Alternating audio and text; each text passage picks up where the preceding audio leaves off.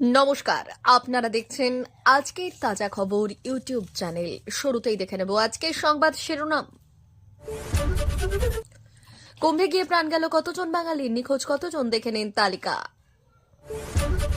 মমতা তৃতীয় মেয়াদের শেষ পূর্ণাঙ্গ বাজেট, সাধারণ মানুষের সুরাহায় কি কি করতে পারে। মেক মুরগি ফার্ম তৈরি করতে চান, কেন্দ্রীয় সরকারের 50 লক্ষ সাবসিডি প্রদান করবে।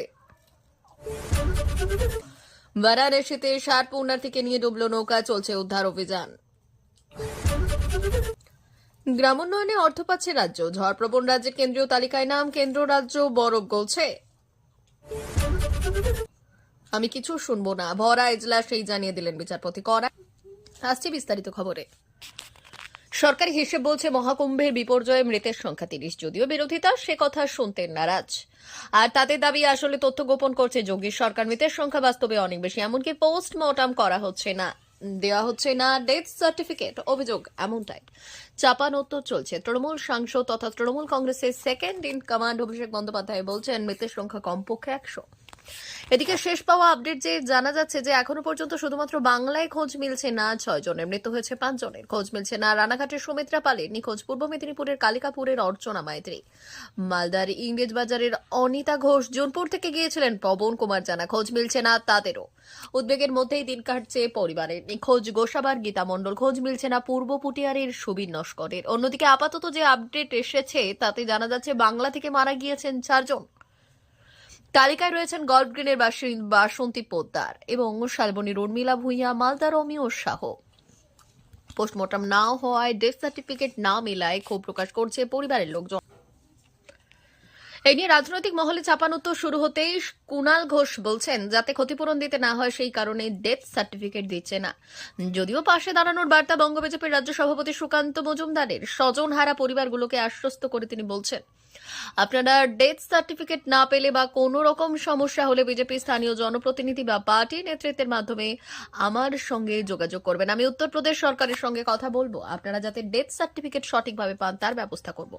আপনাদের যে আর্থিক সাহায্য পাওয়ার কথা, বাংলায় আর্থিক সংকট রয়েছে বলে তাই না হলে মুখ্যমন্ত্রী মমতা বন্দ্যোপাধ্যায় যখন রেলমন্ত্রী ছিলেন তখন বাজেট পেশের পরদিনই সংবাদপত্রের শিরোনাম হতো রেল বাজেটে কল্পতরু হওয়া এবং হলেন মমতা।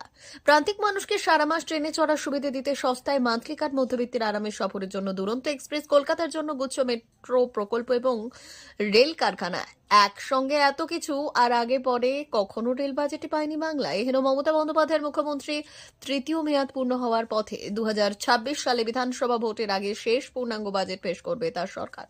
তাই কৌতূহল ও আগ্রহ তৈরি হয়েছে যে রাজ্য বাজেটে কি ধরনের সুরাহার কথা ঘোষণা করা হতে পারে। এবারে রাজ্য বাজেটে মধ্যবিত্ত এবং নিম্নবিত্ত পরিবারগুলির জন্য একাধিক গুরুত্বপূর্ণ ঘোষণা থাকার সম্ভাবনা রয়েছে। স্বাস্থ্য, কৃষি, শিক্ষা, কর্মসংস্থান সহ বিভিন্ন ক্ষেত্রে নতুন প্রকল্প ও বরাদ্দ বৃদ্ধির সিদ্ধান্ত নিতে পারে রাজ্য সরকার। রাজ্য সরকার স্বাস্থ্যসাথী প্রকল্পের আওতায় নতুন সুবিধে যোগ করতে পারে। বর্তমানে পরিবার পিছু 5 লাখ টাকা পর্যন্ত স্বাস্থ্য বীমার সুবিধা রয়েছে, যা আরও সম্প্রসারিত হতে পারে। সরকারি হাসপাতালগুলিতে বিনামূল্যে ওষুধ এবং চিকিৎসার পরিধি বাড়ানোর ঘোষণা হতে পারে রাজ্য বাজেটে। গত বছরের বাজেটে স্বাস্থ্য খাতে প্রায় 15,000 কোটি টাকা বরাদ্দ করা হয়েছে, এবার সেটি 20% পর্যন্ত বাড়ানো হতে পারে বলে মনে করা হচ্ছে। কৃষকদের জন্য নতুন সুযোগ, কৃষি ঋণে ছাড়। কৃষকদের আর্থিক সহায়তা বাড়ানোর জন্য কৃষি ঋণের সুদে 1 থেকে 2% পর্যন্ত ভর্তুকি দেওয়া হতে পারে। এছাড়াও কৃষক বন্ধু প্রকল্পের আওতায় সহায়তার পরিমাণও বাড়তে পারে। কৃষক বন্ধুরা বছরে সর্বোচ্চ 10,000 টাকা করে পায়, এবার সেই অঙ্ক বাড়তে পারে। গত বছর এই প্রকল্পে 8,000 কোটি টাকা বরাদ্দ করা হয়েছে, এবার তা বাড়িয়ে 10,000 কোটি টাকা পর্যন্ত করা হতে পারে। নারী এবং শিশু কল্যাণে বিশেষ নজর। অঙ্গনওয়াড়ি কর্মী এবং সহায়কদের বেতন বর্তমান যথাক্রমে 9,000 টাকা এবং 8,000 টাকা থেকে বাড়িয়ে 10,000 টাকা এবং 11,000 টাকা পর্যন্ত করা হতে পারে। গর্ভবতী মহিলাদের জন্য মাতৃত্ব ভাতা প্রকল্পের সুবিধা বাড়ানো হতে পারে। কন্যাশ্রী এবং রূপশ্রী প্রকল্পের জন্য বরাদ্দ আরও বাড়ানোর পরিকল্পনা রয়েছে। শিক্ষা খাতে বড় বরাদ্দ, শিক্ষার মানোন্নয়নের জন্য রাজ্য বাজেটে এবার নতুন সিদ্ধান্ত ঘোষণা হতে পারে। শিক্ষাবন্ধু, অঙ্গনওয়াড়ি কর্মী এবং প্যারা টিচারদের বেতন বৃদ্ধি হতে পারে। নতুন স্কুল এবং কলেজ তৈরির জন্য অতিরিক্ত বরাদ্দের সম্ভাবনা রয়েছে। শিক্ষা খাতে গত বছর বরাদ্দ ছিল 38,000 কোটি টাকা, এবার তা 10 থেকে 15% পর্যন্ত বাড়তে পারে। কর্মসংস্থান, বিভিন্ন সরকারি দপ্তরে নতুন নিয়োগের ঘোষণা হতে পারে। ক্ষুদ্র এবং মাঝারি শিল্পে নতুন কর্মসংস্থান সৃষ্টির জন্য সরকারি অনুদান বা সহজ শর্তে ঋণের ব্যবস্থা করা হতে পারে। সরকারি সূত্রের খবর, এবার অন্তত 50,000 নতুন নিয়োগের ঘোষণা হতে পারে। পরিকাঠামো ও উন্নয়ন প্রকল্প, নতুন রাস্তা, সেতু, শহর ও গ্রামের উন্নয়নে বড় বরাদ্দ হতে পারে। কলকাতা এবং অন্যান্য শহরে মেট্রো সম্প্রসারণ প্রকল্পের জন্য অতিরিক্ত তহবিল বরাদ্দ হতে পারে।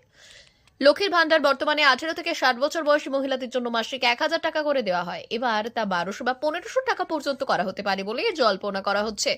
এই প্রকল্পের বরাদ্দ গত বছর ছিল 12,000 কোটি টাকা, এবার তা 15,000 কোটি টাকা হতে পারে। সরকারি কর্মচারীদের জন্য বকেয়া ডিএর বিষয়ে গুরুত্বপূর্ণ ঘোষণা হতে পারে। রাজ্য সরকারি কর্মচারীরা কেন্দ্রের সঙ্গে সমতা চেয়ে দীর্ঘদিন ধরে আন্দোলন করছেন। এবার রাজ্য সরকার ডিএ বৃদ্ধির ঘোষণা করতে পারে। তা 6 থেকে পশুপালন এবং জমির ব্যবস্থাপনার জন্য সরকার 50 লক্ষ পর্যন্ত আর্থিক সহায়তা প্রদান করবে বলে ঘোষণা করেছে। এই প্রকল্পের মাধ্যমে মাংস, দুধ, উল এবং পশুর উৎপাদন সম্ভব হবে, এই কথা জানানো হয়েছে। বর্তমানে এটি ছোট আকারে যারা ব্যবসা শুরু করতে চান তারা এই পরিকল্পনা ব্যবহার করে তাদের ব্যবসা সম্প্রসারণ করতে পারবেন। নতুন ব্যবসা শুরু করতে আগ্রহী ব্যক্তিরাও এই স্কিমে আবেদন করতে পারবেন বলে উল্লেখ করা হয়েছে। দেশে বেকারত্ব কমানো এবং কর্মসংস্থানের সুযোগ সৃষ্টি করার উদ্দেশ্যে সরকার ন্যাশনাল লাইভ স্টক মিশন স্কিমটি চালু করেছে। এই প্রকল্পটি পশুপালন এবং কৃষি বিভাগের অধীনে পরিচালিত হয়। এই প্রকল্পটি 2015 সালে শুরু করা হয়েছিল, তবে এই বছর থেকে এটি সারা দেশে কার্যকর করা হচ্ছে। এই প্রকল্পের মাধ্যমে মাংস, দুধ, উল এবং পশুর উৎপাদন বাড়ানো সম্ভব হবে, এই কথা জানানো হয়েছে। এই প্রোগ্রামের অধীনে দক্ষতা প্রশিক্ষণ প্রদান করা হবে, তারা নতুন প্রযুক্তি ব্যবহার করতে শিখবেন। এই স্কিমটি পশুপালন, মুরগি পালন, শূকর পালন এবং খাদ্য উৎপাদন ক্ষেত্রগুলির জন্য প্রযোজ্য, অর্থাৎ সেই ক্ষেত্রে ব্যবসা শুরু করতে সাবসিডি প্রদান করতে হবে। ব্যক্তিরা স্বয়ং সহায়ক গ্রুপগুলি এবং অন্যান্য সংগঠনগুলি এই স্কিমের সুবিধা নিতে পারবে। এই স্কিমের মাধ্যমে সর্বোচ্চ 50 লক্ষ পর্যন্ত সাবসিডি প্রদান করা হবে। তবে আপনি যে ব্যবসাটি শুরু করবেন তার উপর নির্ভর করে সাবসিডি দেওয়া হবে। যেমন মুরগি ফার্ম তৈরিতে 25 লক্ষ, ফিশ ফার্মিং এ 50 লক্ষ, শূকর পালন কেন্দ্রের জন্য 30 লক্ষ এবং পশু খাদ্য শিল্পে 50 লক্ষ সহায়তা প্রদান করা হবে। এছাড়াও এই স্কিমের অধীনে মোট অর্থ যদি পর্যাপ্ত না হয় তবে আপনি ব্যাংক থেকে ঋণ নিতে পারবেন। তবে এই স্কিমের অধীনে টাকা একেবারে দেওয়া হবে না।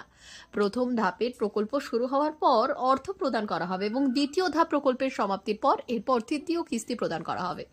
এই প্রোগ্রামে আবেদন করতে চাইলে অনলাইন আবেদন করতে হবে। প্রথমে আপনাকে ওয়েবসাইটে গিয়ে আবেদনপত্র পূর্ণ করতে হবে এবং প্রয়োজনীয় ডকুমেন্ট আপলোড করতে হবে। আপনার আবেদনটি 21 দিনের মধ্যে অনুমোদিত হয়েছে কিনা তা জানিয়ে দেওয়া হবে। বারাণসীতে ভয়াবহ দুর্ঘটনা। শুক্রবার মান মন্দিরের কাছে আচমকাই গঙ্গার উপরে 60 জন যাত্রীকে নিয়ে ডুবে গেল একটি নৌকা। চলছে উদ্ধার কাজ। ঘটনাস্থলে থাকা এনডিআরএফের দল সঙ্গে সঙ্গে যাত্রীদের উদ্ধার করার কাজ শুরু করে দিয়েছে। শেষ পাওয়া খবর অনুযায়ী এদিনের নৌকা ডুবির ঘটনায় এখনো কোনো প্রাণহানি বা নিখোঁজের ঘটনা ঘটেনি। প্রাথমিকভাবে জানা গিয়েছে এদিন 60 জন পুণ্যার্থীকে নিয়ে মান মন্দিরে যাচ্ছিল একটি নৌকো, আর সেই সময় আচমকাই দুটি নৌকার মধ্যে শুরু হয় সংঘর্ষ। তাতেই উল্টে যায় পুণ্যার্থী বোঝায় নৌকোটি। শুরু হয় উদ্ধার অভিযান। 7 পুণ্যার্থীরা ছিলেন ওড়িশার বাসিন্দা, আর তারা আসছিলেন মান মন্দিরে পুজো দিতে। আর তখনই গঙ্গার উপরে ঘটে যায় নৌকা ডুবি। তবে প্রতিটি পুণ্যার্থী লাইফ জ্যাকেট পরেছিল বলে এদিন বড়সড় দুর্ঘটনা থেকে রক্ষা মিলেছে। উল্লেখ্য, গত 19 জানুয়ারি 17 জন যাত্রীকে নিয়ে বিহারে গঙ্গায় উল্টে গেল নৌকো, আর তাতে প্রাণ হারিয়েছেন 3 জন। নিখোঁজ ছিলেন প্রায় 4 জন যাত্রী। এই ঘটনা রেশ কাটতে না কাটতেই ফের ঘটল নৌকা ডুবির ঘটনা, আর তাতেই যাত্রীর নিরাপত্তা নিয়ে উঠছে একাধিক প্রশ্ন। লোকসভা নির্বাচনের সময় তৃণমূল কংগ্রেস বারবার অভিযোগ করেছিল যে কেন্দ্র রাজ্যের প্রাপ্য টাকা আটকে রেখেছে।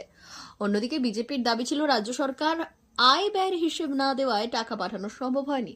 ভোটের পর 8 মাস কেটে গিয়েছে, আর এরই মধ্যে কেন্দ্রীয় সরকার পশ্চিমবঙ্গের জন্য 740 কোটি টাকা অনুমোদন করেছে, যা রাজ্য সরকারের জন্য এক বড় জয় হিসেবে ধরা হচ্ছে। পঞ্চদশ অর্থ কমিশনের অধীনে কেন্দ্রীয় গ্রামোন্নয়ন মন্ত্রক সম্প্রতি বাংলার জন্য 740 কোটি টাকা ছাড়ার সবুজ সংকেত দিয়েছে। যদিও অঙ্কটা খুব বড় নয়, তবে এটি রাজ্য সরকারের দাবির বৈধতা প্রমাণ করে বলে মনে করছে নবান্ন। কারণ কেন্দ্রের ওপর ধারাবাহিক চাপ সৃষ্টি হয়েছিল রাজ্য সরকার, এবং যার ফলস্বরূপ এই অর্থ বরাদ্দ করা হয়েছে। রাজ্যের অর্থ প্রতিমন্ত্রী চন্দ্রিমা ভট্টাচার্য জানিয়েছেন, আমাদের যুক্তিসঙ্গত দাবি মেনেই কেন্দ্র টাকা দিতে বাধ্য হয়েছে। এখনো অনেক টাকা বকেয়া রয়েছে, যা আমরা দাবি করব। এই অর্থ কিসে খরচ করা হবে? গ্রামীণ পরিকাঠামো উন্নয়ন, দুর্যোগ মোকাবিলার জন্য বরাদ্দ, রাজ্যের বিভিন্ন প্রশাসনিক প্রকল্প। এই তহবিলটি নিঃশর্ত, অর্থাৎ রাজ্য সরকার এটি যে কোনো পরিকাঠামোগত উন্নয়নে খরচ করতে পারবে। পূর্বে রাজ্য সরকার দাবি করেছিল যে ঝড়প্রবণ রাজ্য হিসেবে বাংলাকে কেন্দ্রের বিশেষ তহবিলের আওতায় রাখা উচিত। কেন্দ্রীয় মানচিত্রের বাংলা এই তালিকায় স্থান পেয়েছে, যা রাজ্যের জন্য ইতিবাচক। লোকসভা ভোটের আগে রাজ্য সরকার 100 দিনের কাজে মজুরদের বকেয়া মজুরি নিজেদের তহবিল থেকে মিটিয়ে দিয়েছিল, যা ভোটে প্রভাব ফেলেছিল বলে মনে করা হয়। বিজেপি লোকসভায় বাংলায় প্রত্যাশিত ফল পায়নি এবং তৃণমূল এই সুযোগ কাজে লাগিয়ে কেন্দ্রের বিরুদ্ধে প্রচার চালিয়েছে। 2026 সালের বিধানসভা নির্বাচনের আগে কেন্দ্র রাজ্যের সম্পর্কের এই পরিবর্তন গুরুত্বপূর্ণ হয়ে উঠতে পারে। কেন্দ্র কি বাংলার প্রতি আরও নমনীয় হবে, নাকি এটি শুধুই একটি রাজনৈতিক চাল? এই প্রশ্নগুলো উত্তর পাওয়া যাবে আগামী মাসগুলিতে। রাজ্যসভার বিজেপির সাংসদ শ্রমিক ভট্টাচার্য মনে করেছেন, বিজেপি যুক্তরাষ্ট্রীয় কাঠামো মেনে চলে এবং তৃণমূল তা মানে না। তারা শুধু রাজনৈতিক প্রচার নিয়েই ব্যস্ত। অন্যদিকে সিপিএম নেতা সুজন চক্রবর্তী মনে করলেন, কেন্দ্র রাজ্যের দূরত্ব আসলে শুধুই কাগজ কলমে, বাস্তবে সবটাই বোঝাপড়া। আর এই 740 কোটি টাকা পশ্চিমবঙ্গের উন্নয়নে কতটা কাজে লাগবে তা সময় বলবে। তবে কেন্দ্রীয় সরকার এই পদক্ষেপ রাজনৈতিক দিক থেকে বড় পরিবর্তনের ইঙ্গিত দিচ্ছে। বিধানসভা নির্বাচনের আগে কেন্দ্র রাজ্যের সম্পর্কের উষ্ণতা বাড়বে নাকি রাজনৈতিক লড়াই আরো জোরদার হবে তা এখন বলা যাচ্ছে না। আরজি কর ধর্ষণ খুন কাণ্ড এবং আর্থিক দুর্নীতি এবং 2 মামলাতে সিবিআইয়ের হাতে গ্রেপ্তার হয়েছেন হাসপাতালের প্রাক্তন অধ্যক্ষ সন্দীপ ঘোষ। এর মধ্যে ধর্ষণ খুনের মামলায় ইতিমধ্যে জামিন পেলেও আর্থিক দুর্নীতি মামলা থেকে অব্যাহতি মেলেনি। সম্প্রতি তার বিরুদ্ধে চার্জ ফ্রেমের অনুমোদন মিলেছে। তার আগে কলকাতা হাইকোর্টের দ্বারস্থ হয়েছিলেন সন্দীপ, কিন্তু তাতেও মেলেনি সুরাহা। আরজি কর আর্থিক দুর্নীতি মামলায় গত নভেম্বর মাসে চার্জশিট জমা দিয়েছিল সিবিআই। তবে সন্দীপ যেহেতু রাজ্য সরকারি কর্মী, আর সেই কারণেই রাজ্যের অনুমোদন প্রয়োজন ছিল। এতদিন অবধি সেই অনুমোদন না মেলায় চার্জ গঠন প্রক্রিয়া আটকে ছিল। তবে সম্প্রতি সেই অনুমোদন পাওয়া গিয়েছে। এরপরেই গত মঙ্গলবার উচ্চ আদালতের বিচারপতি নির্দেশ দেন যে আগামী 6 ফেব্রুয়ারির মধ্যে চার্জ গঠন করতে হবে। এবার কলকাতা হাইকোর্টে বেঁধে দেওয়া ডেডলাইন বাড়ানোর আবেদন জানিয়ে আদালতের দ্বারস্থ হন আরজি করের প্রাক্তন অধ্যক্ষ। দ্রুত শুনানির আর্জি জানান সন্দীপের আইনজীবী, তবে তাতে কোনো সুরাহা হয়নি। সন্দীপের আবেদন খারিজ করে দিয়েছেন জাস্টিস ঘোষ। এই মামলায় বিচারপতির পর্যবেক্ষণ আরজি কর আর্থিক দুর্নীতি মামলায় বিচারে সিস্টেমেটিক ডিলে করা হচ্ছে। আর কে করছে, কেন করছে, সেই দিকে আমি যাচ্ছি না। তবে গত নভেম্বর মাসে চার্জশিট দেওয়ার পরেও ট্রায়াল দেরি হচ্ছে, এটা আমি লক্ষ্য করে দেখছি। সন্দীপের আইনজীবীরা এদিন আদালতে বললেন, আমরা সিবিআই তরফে আগে কোনো নথি পাইনি। বিশেষ আদালতের নির্দেশের পর এখন আমাদের সেই নথি দেওয়া হচ্ছে। 3 দিনের মধ্যে প্রায় 10,000 পাতার নথি কিভাবে আমরা দেখব? একথা শোনার পরেও সন্দীপের আবেদন মঞ্জুর করেনি উচ্চ আদালত। সময়সীমা বাড়ানোর আর্জি খারিজ করে হাইকোর্টের বিচারপতি বললেন, অনেক দেরিতে অনুমতি প্রদান করা হচ্ছে এবং 3 দিনের মধ্যে কিভাবে এত পড়া সম্ভব সেটা আপনারা দেখুন। আমি কিছু শুনবো না। আপনারা অনেক কস্টলি কাউন্সিল। নভেম্বর মাসে অনুমতি মিললে আপনাদের এই সমস্যায় পড়তে হতো না। প্রিয় দর্শক, এখনকার মতো খবর এই পর্যন্তই। ধন্যবাদ।